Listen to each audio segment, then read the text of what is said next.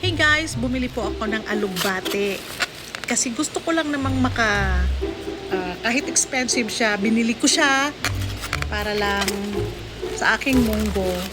At syempre, tingnan nyo naman ang tangkay ng alugbati na tinanggalan. And then, at the same time, kala ko naman napakaganda. You know how much is it? It's $5 and $5.64 ang kanyang price. So, ang natanggal lang po, ito yung isang balot supposedly.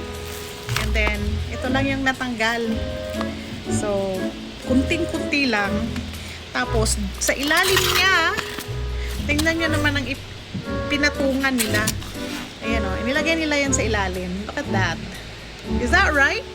Tama ba yan? Na ikaw ay bibili ng gulay, tapos yan ang ilalagay nila sa ilalim para kunyari marami. Maghintay kayo dahil makakarinig kayo sa akin.